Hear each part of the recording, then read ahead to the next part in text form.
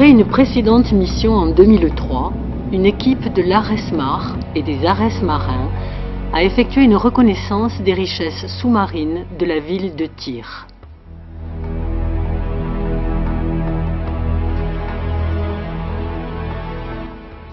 Cette opération, qui s'est déroulée en septembre-octobre 2004, a été financée par la ville de Perpignan, par le CRIS de l'Université de Perpignan et la Fédération française des plongeurs.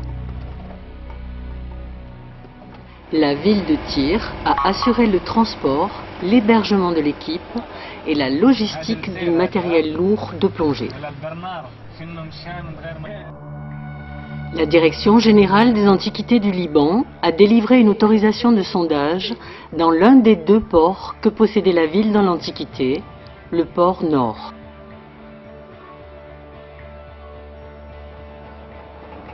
L'équipe de fouilles comportait 5 archéologues plongeurs de l'ARESMAR et 2 plongeurs libanais ont été associés à ces recherches.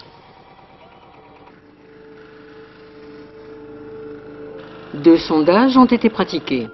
Le premier a mis en évidence une structure immergée constituée d'un mur de 3 mètres de hauteur, formé de 5 assises de blocs pesant chacun près d'une tonne.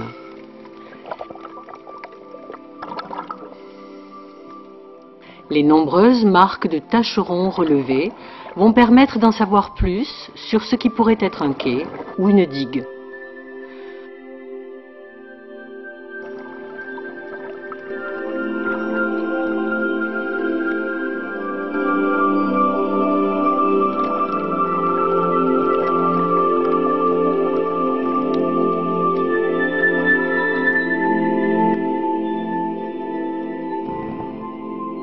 Le second sondage a permis de découvrir des centaines de tessons d'amphores et d'autres céramiques et a révélé un niveau contenant une trentaine de statuettes en terre cuite, dont 15 intactes.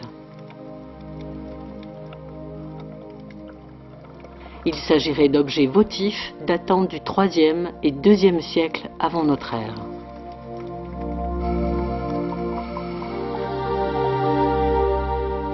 La couche archéologique est peut-être beaucoup plus épaisse, car le niveau stérile n'a pas été atteint.